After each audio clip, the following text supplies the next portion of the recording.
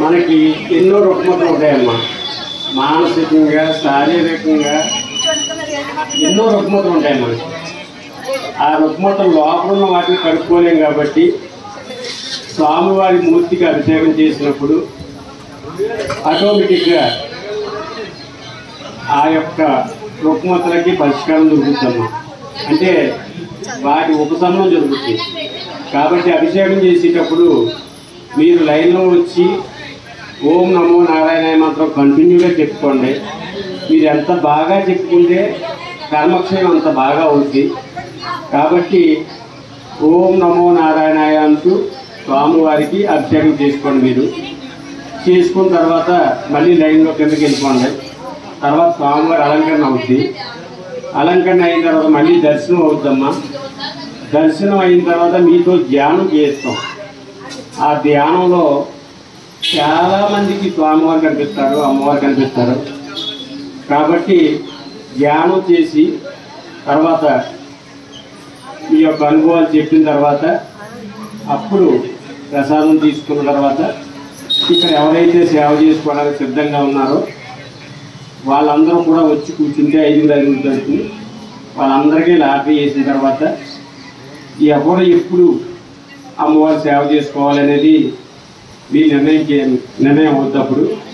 కాబట్టి ఇక్కడ అందరికీ తల్లి ఆవిడ. కాబట్టి మా తల్లి అని కొంతమంది అనుకోకూడదు. ఈవిడ మా తల్లి, ఆవిడ మీ తల్లి అనుకోకూడదు. తల్లి అంటే అందరికీ తల్లి అయి ఉంటుంది. కాబట్టి ఆ తల్లి ఈ తల్లి పక్కన పెట్టిన ముందు ఒకటే తల్లి ఉంది మనకి, ఆవిడే ముత్యాలమ్మ. ఆవిడికి జాగ్రత్తగా చేయండి. మిగతా అన్ని గుళ్ళు కూడా విధంగా చేద్దాం. ప్రస్తుతానికి ఈ గుడిని ఒక విధంగా చేస్తే తర్వాత మిగతా గుడి వరకు కూడా వెళ్దాం. ఎందువల్లంటే ఏ గుళ్ళు వదిలేదు. ఎందువల్లంటే ప్రతి గుడిలో కూడా భగవంతుడు ఉన్నాడు.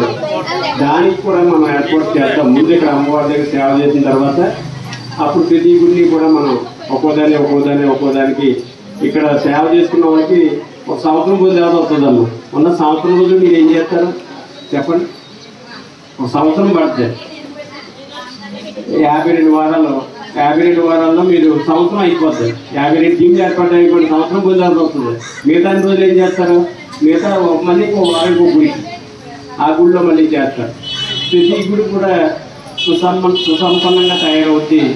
కాబట్టి మీరు అందరూ కూడా దయచేసి బేసజాలకు పోకండి.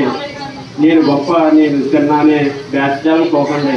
అందరూ సమానమే. ఇక్కడ భగవంతుడి ముందు అందరూ సమానమే. కాబట్టి మీరు మాత్రం బేసజాలను పక్కన పెట్టి ప్రతి గుడిని కూడా డెవలప్ చేద్దాం. ఒక గుడే కాదు, అన్ని గుడిని డెవలప్ చేద్దాం.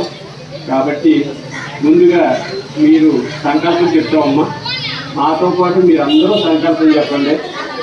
చెప్పిన తర్వాత లైన్లో వచ్చి ఒకరి తర్వాత ఒకరు అభిషేకం చేతురు. కానీ అమ్మ టీమేటో సపరేట్గా ఉన్నారు కదా.